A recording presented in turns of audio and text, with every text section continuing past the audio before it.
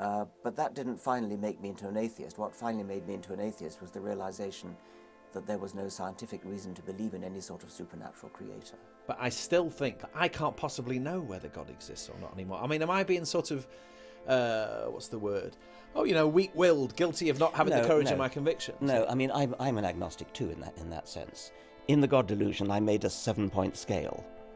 1 was total conviction that there is a God, and 7 is total conviction that there isn't.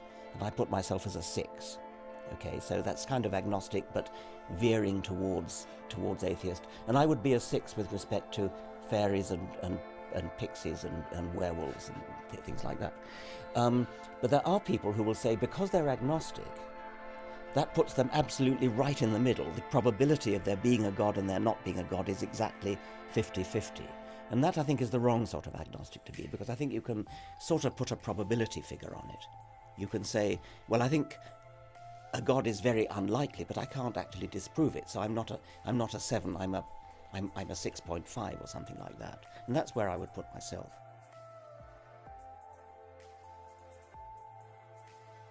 Or on occasion, I've read that you've said you despise organised religion, or religious belief, actually. They're very emotive terms for someone from an academic background. Are you doing that because you feel it's in the interests of the cause that you're pursuing, that debate is quite highly charged? I wonder if they're as emotive as you think they are. I suspect that because we've all been brought up with this sort of culture of respecting religion, that anything comparatively mild sounds more outspoken than it really is. Mock them, ridicule them.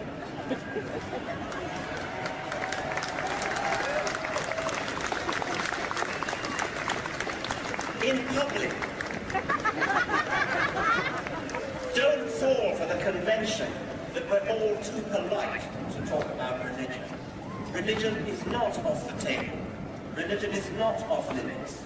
Religion makes specific claims about the universe which need to be substantiated and need to be challenged and, if necessary, need to be ridiculed with contempt.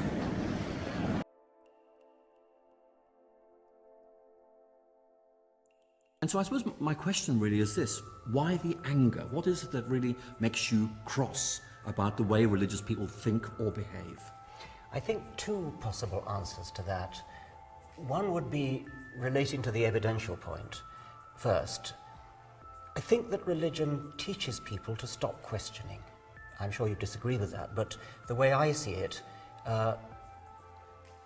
it is such a privilege to be born at all. It's a very improbable event that either of us were born. We have the privilege of being in this universe for a few decades. And during that time, it is an enormous privilege to be able to understand something about the universe in which we live, why we're here, why we were ever born, where we come from. And I think that is such a wonderful thing to be able to do, that I am hostile, I can get angry about competing accounts which seem to me to not encourage that kind of questioning. It's the question about the meaning of life, really, coming back to that. Does science give the answer, I think, is the question, really. And like a scientist, Nobel Prize-winning scientist like Peter Meda would say that the question, why are we here, can't be answered by science. And I don't understand how we can say with such confidence that it can. Well, what I would say about the question why is, why do you think you have any right to ask it? It's not a meaningful question, except unless you specify the kind of answer you're expecting. As a biologist, it's very easy to answer the question, why do birds have wings, for example? I mean, we can do that in Darwinian terms. If you say, however, why do mountains exist? There are some questions which simply don't deserve an answer. I mean, the question, why do mountains exist? You can give an answer in terms of the geological processes that give rise to mountains, but that's not what you want, is it? You want something about the purpose of mountains. What is the purpose of a mountain? It's a silly question. Doesn't deserve an answer. The mere fact that you can ask a question, the mere fact that you can frame a question in the English language, doesn't mean that it's entitled to an answer. Science is wonderful, science is amazing. The fact that you could understand why you exist, who could not be turned on, who could not be excited by that? Who would ever want to live in a world where you live your life, you go to work, you go to the office, whatever it is, you go to the football match, and this goes on year after year, and then you die. And you don't have any understanding of why you were there in the first place. That's desiccated, that's dry. What is not dry and desiccated is coming into the world, as it were, awakening in the world, and awakening in the fullest sense of seeing the universe, seeing the stars, seeing down a microscope, seeing what's inside every single cell, seeing what's inside the brain, and marveling at this wonderful gift of life that we have, albeit temporarily, marveling at this gift of understanding why we exist and rejoicing in it for as long as we do exist.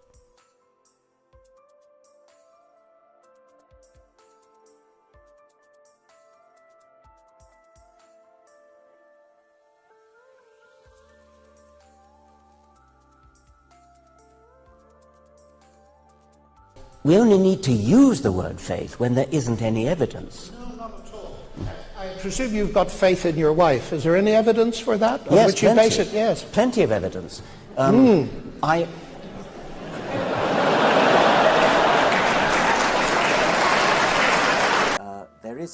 There are various senses of faith in which scientists do participate. Those branches of science which I don't understand, for example, physics, it could be said, I suppose, that I have faith that physicists understand it better than I do. And so when I say something that physicists tell me, such as that there was nothing before the Big Bang, you're not allowed to talk about the word before in the context of the Big Bang, I sort of have faith that physicists understand enough to be allowed to say that, even though I don't understand why they're allowed to say that. But it's not faith, it's not blind faith, it's not faith in the absence of evidence. It's faith that's based upon confidence in the scientific method, in the scientific peer review process, the fact that I know that there are other physicists who can test, verify, criticize the views of any one physicist. So it's not the same as religious faith, which is based upon no evidence at all.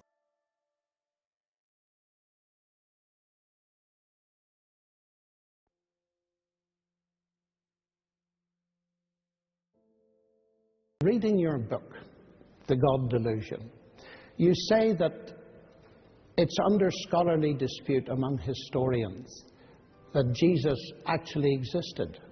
Now, I checked with the ancient historians. That is not so. And it disturbed me. History is not natural science. But what I don't understand is this, why you would write something like that. I don't think it's a very important question whether Jesus existed. There are some historians, most historians think he did, some They historians certainly do. I couldn't find an ancient historian that didn't. Well, there are one or two, but I don't really care, actually, because precisely because it's petty. I mean, if you could possibly persuade me that there was some kind of creative force in the universe, there was some kind of physical, mathematical genius who created everything, the expanding universe, devised quantum theory, relativity, and all that. You could possibly persuade me of that. But that is radically and fundamentally incompatible with the sort of God who cares about sin, the sort of God who cares about what you do with your genitals, the sort of God who is interested, who has the slightest interest in your private thoughts and wickednesses and things like that. Surely you can see that a God who's grand enough to make the universe is not going to give a tuppenny cuss about what you're thinking about and your sins and things like that. So you think that morality is not important? Of course I don't think morality is not important. I'm Well, a human it being. sounds like you're saying No, it isn't important. I'm a human being, and I live in a society of human beings, and within a society of human beings, morality is of course important.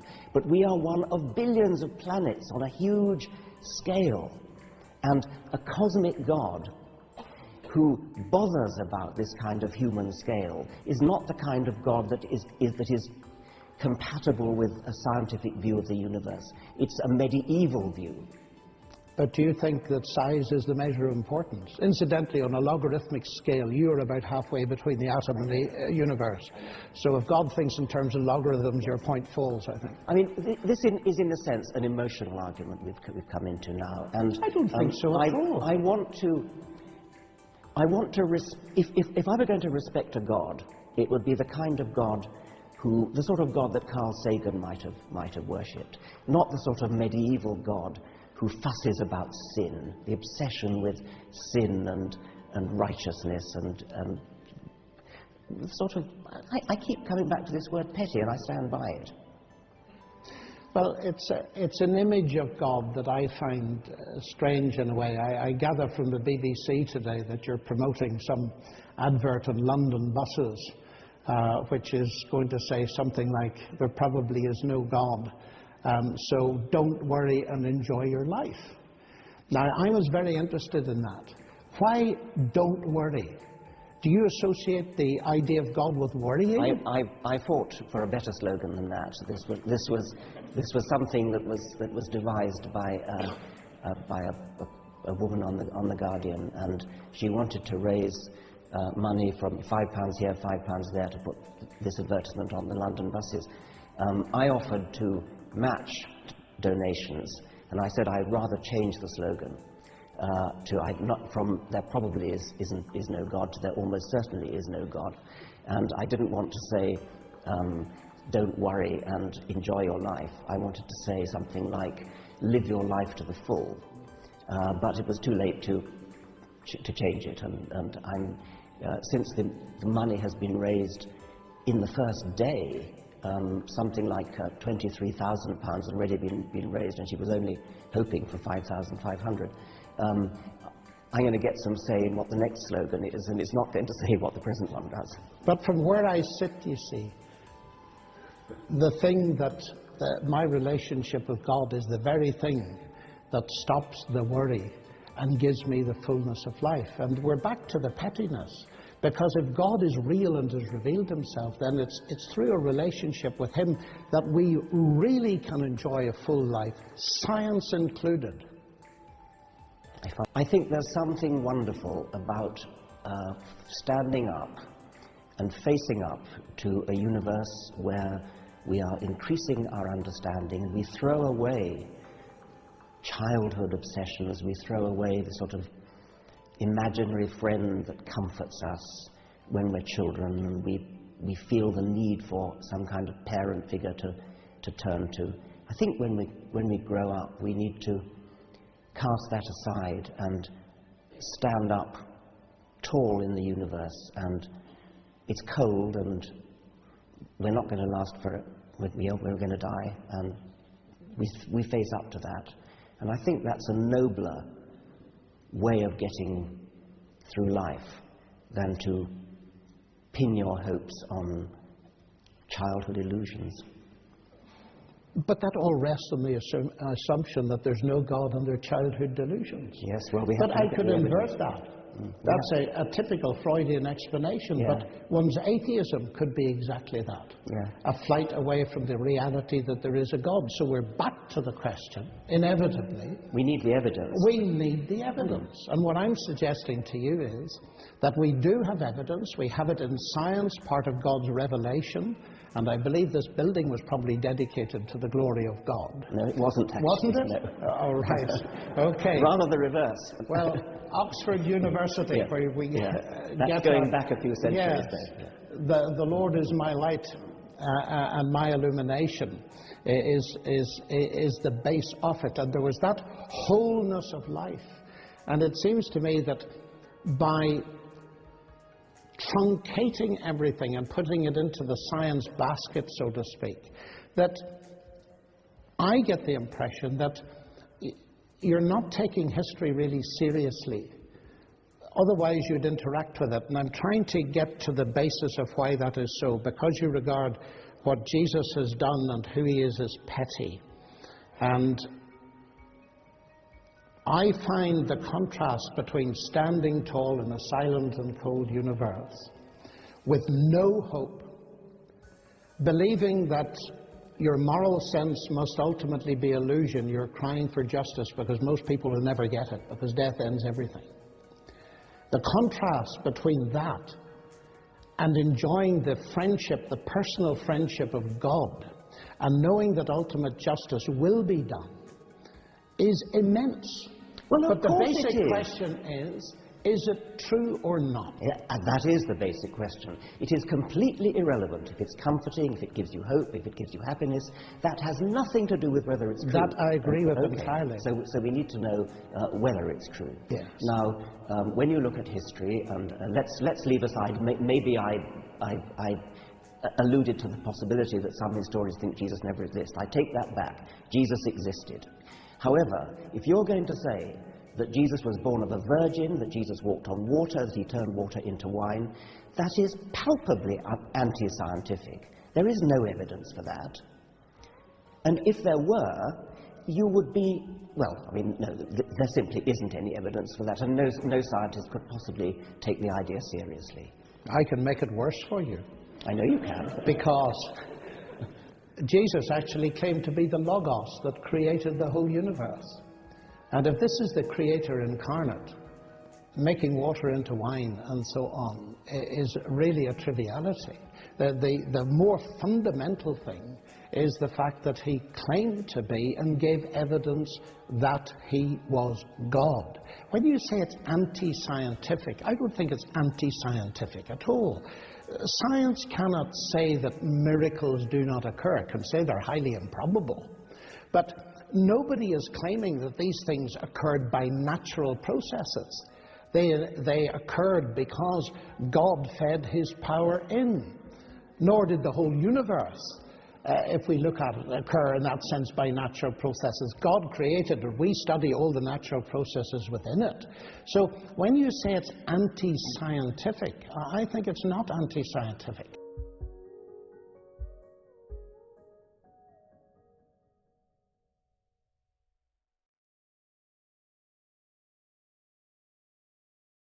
Now, the point I was making is that Jesus as an individual was a very good man, and I made the slightly tongue-in-cheek suggestion that if Jesus were alive today, he'd probably be an atheist. That was all that article was about. What sort of character do you think he was? You say he was a very good man. Do you think he was an extraordinary charismatic character? Yeah, he was a charismatic preacher, clearly, and he clearly had the ability to excite people to follow him. So I think he was clearly a very remarkable man. Needless to say, I don't think he performed any miracles. I don't think he was born of a virgin. I don't think he thought he was the Son of God.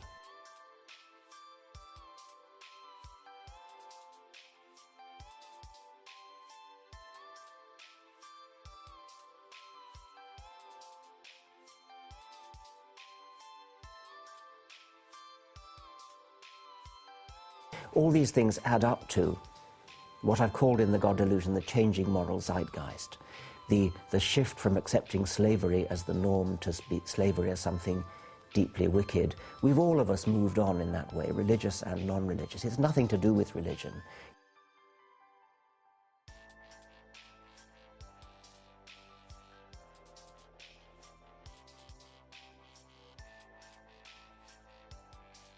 You can point to individuals who led the fight against slavery, some of whom are religious, some of whom are not. That's not the point. They didn't get it from religion.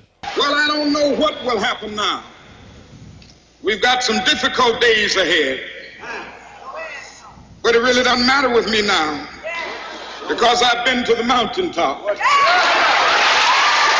don't mind. Like anybody, I would like to live a long life. Longevity has its place. But I'm not concerned about that now. I just want to do God's will. And he's allowed me to go up to the mountain.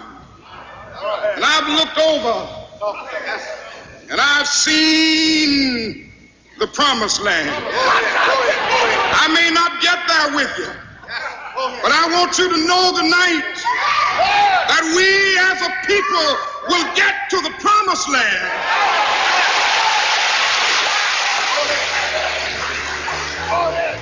So I'm happy tonight. I'm not worried about anything. I'm not fearing any man. Mine eyes have seen the glory of the coming of the Lord.